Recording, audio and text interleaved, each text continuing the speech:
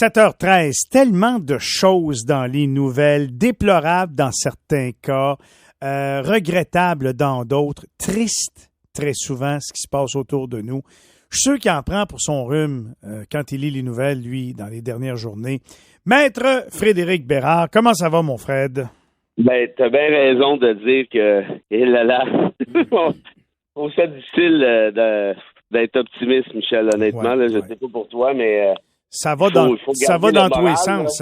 Il y a plein de choses. Ça nous attaque, ça nous frappe de partout. Pas mal. Ben, écoute, la fermeture du chemin Roxham en François Legault qui se vantait à grande victoire pour le Québec.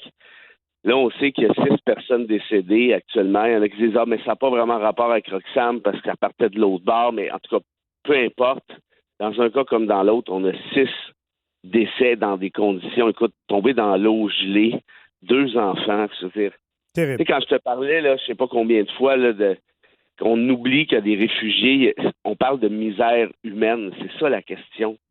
Puis c'est pas des mathématiques, sauf que je veux bien te croire, puis je te crois tellement que j'imagine, ça c'est la pointe du iceberg, là, parce que j'imagine tous les réfugiés climatiques dont tu m'as parlé. Puis là, à un moment donné, des réfugiés, il va en avoir même à l'intérieur du pays. Là, je regarde les inondations qu'on a eues les dernières années au Québec. Là, le nombre de maisons qu'on a décidé tout simplement de dire « Hey, on peut plus bâtir ici », ça prend du logement supplémentaire. Il y a du monde qui cherche des maisons, des appartements actuellement. Depuis l'inondation de 2019, on est en 2023, je vois le vert. Là, puis attends, là, ces inondations-là, je ne veux pas être prophète de malheur, mais c'est pas moi en fait qui est le prophète, c'est le GIEC, la branche de l'ONU, qui a quelques centaines de scientifiques indépendants, là, qu'on se comprenne bien, ils sont indépendants les uns des autres, sont indépendants des grandes corporations et ainsi de suite, te disent que d'ici 2050, il va y avoir 220 millions de réfugiés climatiques. Ça, c'est au bas mot. J'ai des frissons. Donc, ce qu'on a vu en 2018, puis avec beaucoup, beaucoup d'empathie pour ceux qui l'ont vécu, c'est rien. Franchement, c'est rien du tout. Regarde juste ce qui s'est passé au Pakistan cet automne. Il y a eu 30 millions de Pakistanais qui ont dû se trouver un nouveau domicile, une terre d'asile, parce que leur maison est passée à la flotte. 30 millions, là, c'est pas loin d'être la population entière du Canada, là, quand tu y penses. D'un coup. Le Pakistan, c'est pas un émetteur de gaz à effet de serre, là.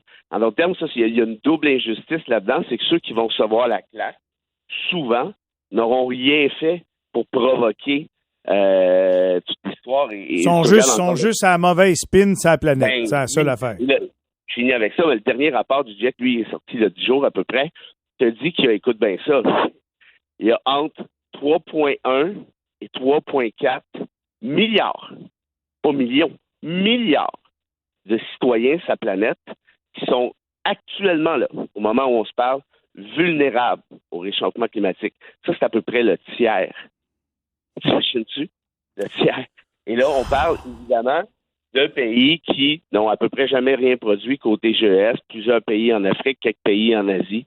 En d'autres termes, cet enjeu-là, moi je le redis, c'est un des plus importants, sinon le plus important. Puis est-ce qu'on peut garder, s'il vous plaît, le côté humaniste ouvert dans cette histoire-là, parce qu'autrement, on n'en sortira pas. Bon, merci du propos encore une fois. Il nous reste à peine 3 minutes, puis je pense que c'est assez pour parler de Donald Trump.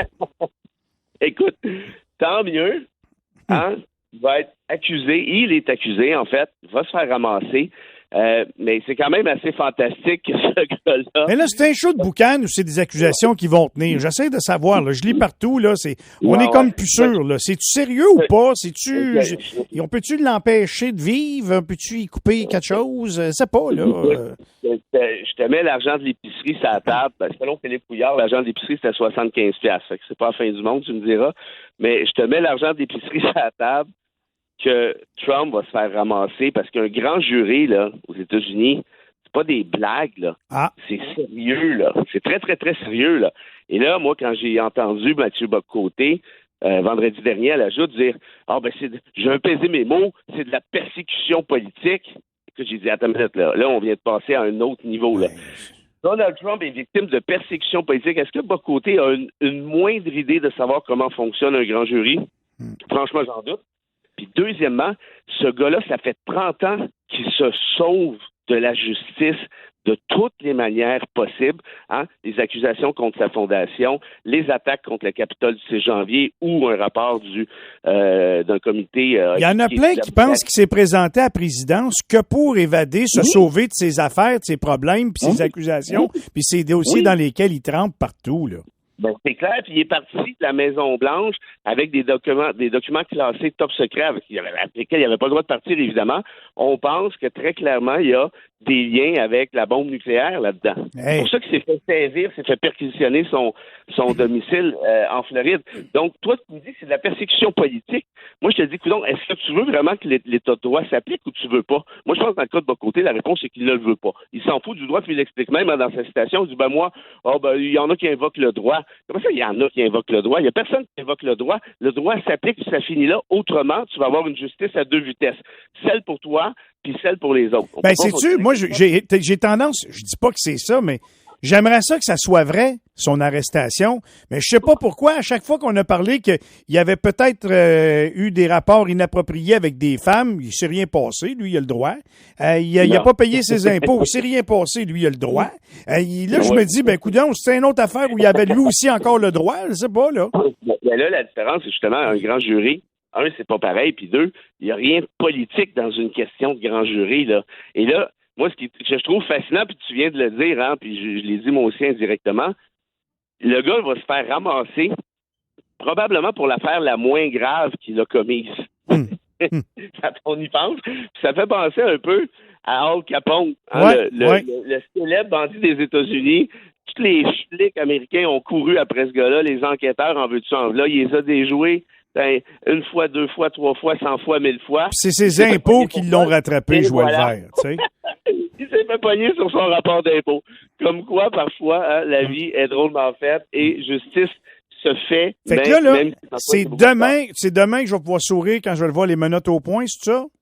Ben là, l'autre problème, c'est qu'est-ce qui arrive avec ses appuis dans le Parti républicain depuis la nouvelle? Ses appuis augmentent.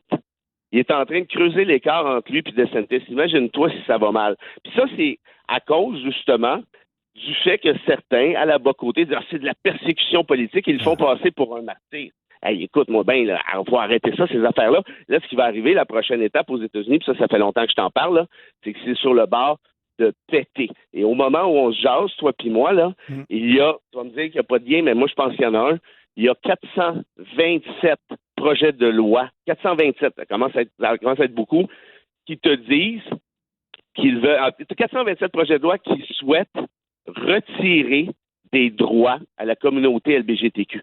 427 projets de loi qui s'attaquent directement aux gays, aux lesbiennes et aux trans. Ça, c'est sans compter tout ce qui s'est fait sur l'avortement, sans compter tout ce qui s'est fait sur les guns. Ben oui, mais je suis pas surpris pantoute. Voyons donc, on est en train de dire au monde qu'on va les condamner s'ils se font avorter.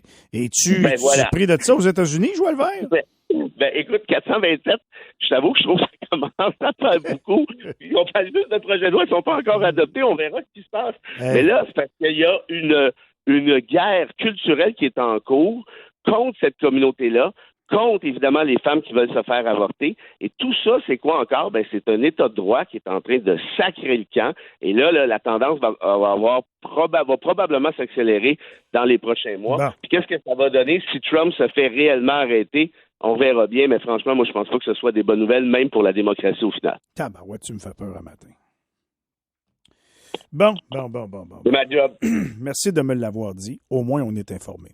As-tu, mettons, genre, pour finir, là, quelque chose de pas pire, là, je sais pas, une citation que je pourrais peut-être rire en te disant bye? Ben, écoute, oui, ben, je savais que ça allait être un peu lourd. Tu sais, quand tu as 427 projets de loi, puis un Trump qui augmente des sondages après son accusation. Oui. Alors, je vais te citer, pour moi, le plus grand comique français, puis peut-être le plus grand comique, à mon avis, et c'est évidemment Coluche qui disait ceci.